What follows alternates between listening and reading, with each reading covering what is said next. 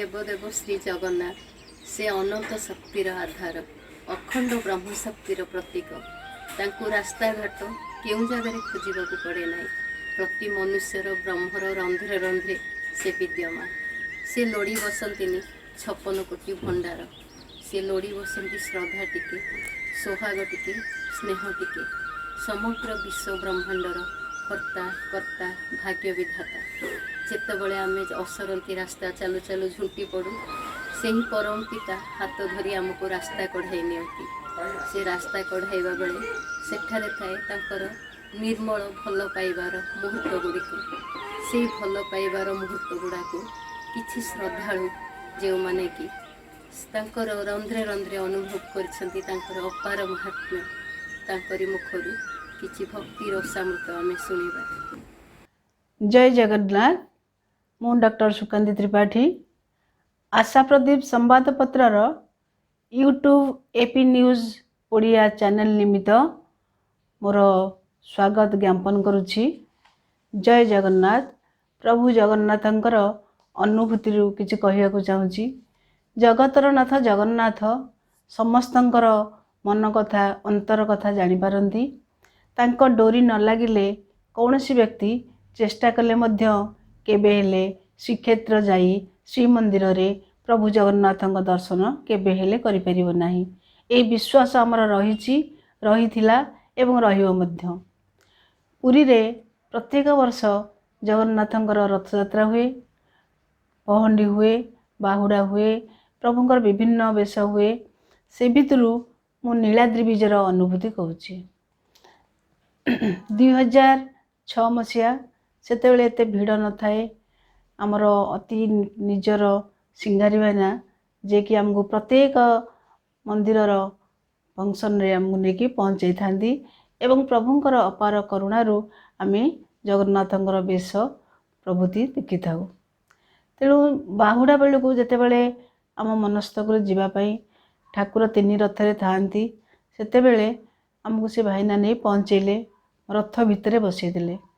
तेणु आमे जगन्नाथंकर पाद पाखरे बसी तांकर पाद को स्पर्श करी बहुत समय बसिवार पाइथिलु सुविधा पाइथिलु। तापरे जगन्नाथंक परे बलभद्र सुभद्रा एपरि 3 रथरे पहुँची सेमानकर पद सेवा करिथिलु एवं तुलसी मध्य पाइथिलु। एहा परे पहंडी आरंभ होईची। पहंडी ठाकुर जीवा पूर्वरु बहुत भिड़ गहली आसीगला, बहुत बाण फुटुथाए, किंतु प्रभुंकर अपार करुणारू जेतेबेले 7 पहंडी 7 पाहाच पाखरे प्रभु जगन्नाथ पहुँची गले आम सेतेबेले सेठी पहुँची थाउ। तांकु स्पर्श करिवार आलिंगन करिवार सुविधा मध्य पाइथिलु। सेतेबेले प्रभु को स्पर्श कले अनेक देह हाथ टोरम टांकुरी उठे। प्रभु को दर्शन कला बेले अन्य किछि कथा चिंता करिया पड़े नाही। तांकर स्पर्श कला परे जो देहरे जो करेन्ट बा जो स्पर्श ता हेबे मध्य भूली हुए नहीं। जाओ प्रभुंकर अपार करुणारू से जेपरी प्रत्येक भक्त को खोजु थांदी सेपरी तांकर चकाडोला को बुले बुले बुले बुले समस्त देखु थांदी। समस्ते आनंद रे हरिबोल हुलाहुली देउ थांदी। नमस्कार। जय जगन्नाथ। मु रेणुबाला दलाई आशा प्रदीप न्यूज चैनल को स्वागत जनाउछि। मते जगन्नाथंकर अनुभूति विषय रे किछि कहबाकू कहिथिबारु अनुभूति तो प्रभुंकर अनेक। आज मु जगन्नाथंकर गोटे अनुभूति कहबाकू जाउछि मो बड़ भौणीर, जोटा कि गोटे अनुभूति थिला 45 वर्ष तळर कथा। संतकारं भुजगशयनं पद्मनाभं सुरेशं विश्वधारं गगनसदृशं मेघवर्णं शुभांगं लक्ष्मीकान्तं कमलनयनं योगिर्भिध्यानगम्यं वन्दे विष्णुं भवभयहरं सर्वलोकैकनाथं सशङ्खचक्रसकिरीटकुण्डलं सपीतवस्त्र सरसीरुहेक्षणं सहारवक्ष स्थलकौस्तुभस्यं नमामि विष्णुं शिरसा चतुर्भुजं नमामि विष्णुं शिरसा चतुर्भुजं नमामि विष्णुं शिरसा चतुर्भुजं। जगतर नाथ श्री जगन्नाथंक ଚରଣରେ ମୋର କୋଟି ପ୍ରଣାମ। ମୁଁ ଆଜି କହିବାକୁ ଯାଉଛି ମୋ ବଡ଼ ଭଉଣୀର କିଛି ଅନୁଭୂତି, ଯାହା ଥିଲା 45 ବର୍ଷ ତଳର କଥା। ଆଗେ ତ ଏମିତି ବୋହୂମାନେ ଟିକେ ବହୁତ ଭୋରୁ ଉଠନ୍ତି, ରାତିରେ ବି ଉଠନ୍ତି। ସେ ସବୁବେଳେ ଆଗରୁ ଏଭଳିଆ ଆମର ଲାଇଟ୍ର ବ୍ୟବସ୍ଥା ନଥିଲା। ସିଏ ଆମର ପୁରୀରୁ ଆସିଲା ବେଳକୁ ଚନ୍ଦନପୁର ପାଖରେ ଗୋଟିଏ ଗାଁ ତଳଜଙ୍ଗ ବୋଲି ସେଇଠି ଅଛି। ସେଇ ଗାଁରେ ବିବାହ ହୋଇଥିଲା। ସେଇ ଗାଁରେ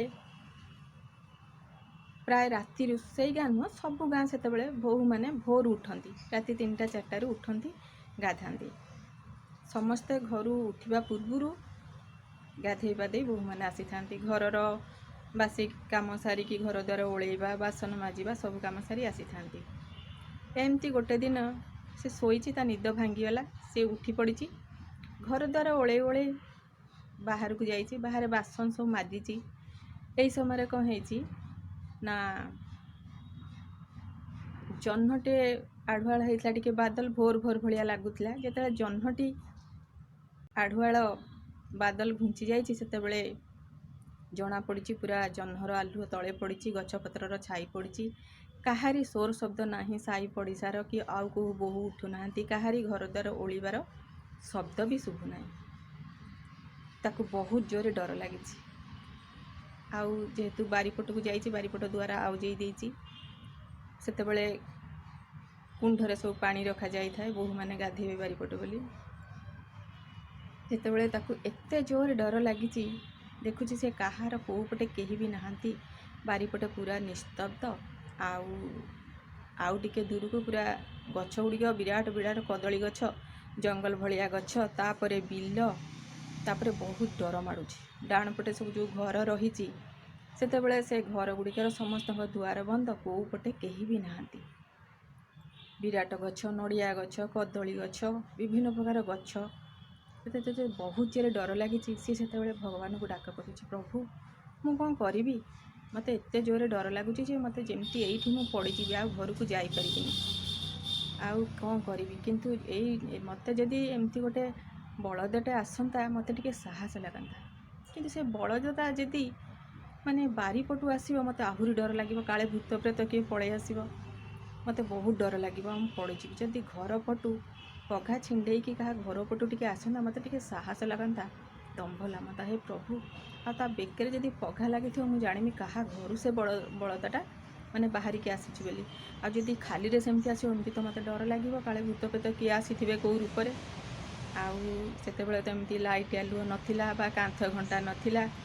ଆଉ ସେ ତ ଏମିତି ରାତି ଅଧରେ ଉଠିକି ପଳେଇଛି, ଜାଣିପାରିନି।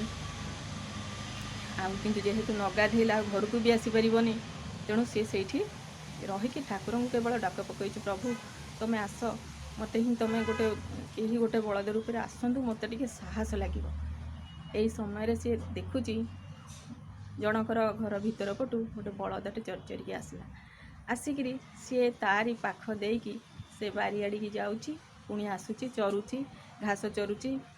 ଏମିତି ହେଇକିରି ସେ କିଛି ସମୟ ଚରିଲା ଭିତରେ ତାର ଗାଧେଇ ପଡ଼ିଛି। ଗାଧେଇ ପଡ଼ିକି ବାସନ ଧରି ଏକା ସିଧାగా ଆସି ଘରେ ପହଞ୍ଚି ଯାଇଛି। ତାପରେ ନିଜକୁ ଟିକେ ସ୍ଥିର ଆଗ ରଖିଛି, ଅନୁଭବ କରିଛି, ପ୍ରଭୁ ତମେ ମୋତେ ଆଜି ରକ୍ଷା କରିଦେଲ। ଯେ ମୋତେ ଆଜି ଏତେ ଡର ଲାଗିଥିଲା, ଆହୁରି ଅନେକ ରାତି ଥିଲା, ବୋଧେ ରାତି 12ଟା 1 ହେଇଛି, କ'ଣ ହେଇଛି, ସେଇ ସମୟରେ ତାର ନିଦଟି ଭାଙ୍ଗି ଯାଇଛି। ସେଇ ସମୟରେ ସେ ଗୋଟେ ଅନୁଭବ କଲା, ଯେଉଁଭଳି ଭାବରେ ବ୍ୟତିବ୍ୟସ୍ତ ହୋଇ ଭଗବାନଙ୍କୁ ଡାକ ପକାଇଛି, ଭଗବାନ ଆସିକି ତା ପାଖରେ ଏଭଳି ଉପରେ ଠିଆ ହେଇ ପଡ଼ିଛନ୍ତି। ତେଣୁ ପ୍ରତି ମୁହୂର୍ତ୍ତରେ ଭଗବାନ ଅଛନ୍ତି। ଭାବରେ, ଭକ୍ତିରେ, ଭଲ ପାଇବାରେ ଡାକିଲେ ସିଏ ଆସି ପାଖରେ ଛିଡ଼ା ହେଇ ପଡ଼ନ୍ତି। ସିଏ ପୁରା ଆମ ଜଗନ୍ନାଥ। ଆଉ ଯିଏ ଜଗନ୍ନାଥଙ୍କୁ ଭଲ ପାଏ, ସେ ଜଗନ୍ନାଥଙ୍କର ଯଦି ଗୋଟେ ପଦ କଥା ଶୁଣେ ନା, ତା କାନଟା ସତେ କେତେ ଆନନ୍ଦ ଲାଗେ, ମନଟା କେତେ ଆନନ୍ଦ ଲାଗେ, କାନଟା କେତେ ପବିତ୍ର ହେଇଯାଏ, ସିଏ ହିଁ ଅନୁଭବ କରେ। କାରଣ ଜଣେ ଅନୁଭବୀ କେବଳ ଅନୁଭବର କଥା ବୁଝିପାରେ, ସମସ୍ତେ ବୁଝିବା ସମ୍ଭବ ନୁହେଁ। ତେଣୁ ଏଇ ଯେଉଁ ମୋ ବଡ଼ ଭଉଣୀର ଅନୁଭବ ଏତେ ଭଲ ଲାଗିଲା, ସେ ଯେଉଁ ପାଇଛି ଭଗବାନଙ୍କୁ, ତା ମନଟି ବହୁତ ଖୁସିରେ ଆନନ୍ଦିତ ହୋଇ ପଡ଼ିଲା। ସେଇ ଉଦ୍ଦେଶ୍ୟରେ ମୋର ଭଗବାନଙ୍କ ପାଇଁ ଛୋଟିଆ କବିତାଟିଏ।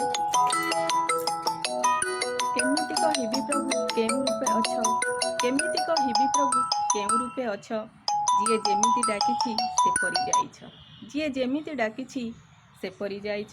ଭକତର ପ୍ରାଣଧନ ତୁମେ ଭାବଗ୍ରାହୀ, ଭକତର ପ୍ରାଣଧନ ତୁମେ ଭାବଗ୍ରାହୀ, ତୁମ ନାମ ଶ୍ରବଣରେ ଆନନ୍ଦ ଲଭଇ, ତୁମ ନାମ ଶ୍ରବଣରେ ଆନନ୍ଦ ଲଭଇ।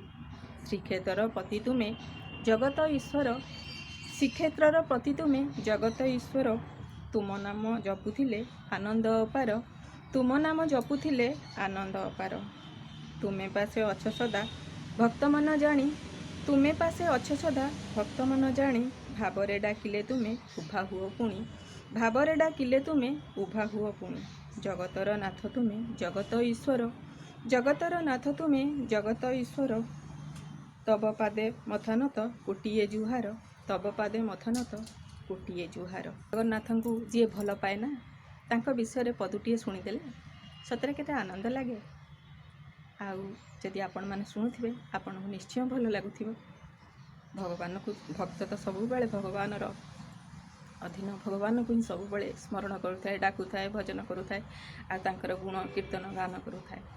ସତରେ ଆମ କୋଟି ଓଡ଼ିଆର ମଣିବରା ଶ୍ରୀ ଜଗତର ନାଥ ଜଗନ୍ନାଥ। ଆଶା କରୁଛି ଆପଣମାନଙ୍କୁ ଭଲ ଲାଗୁଥିବ ଜଗନ୍ନାଥଙ୍କର କିଛି ଅନୁଭୂତି ଶୁଣି।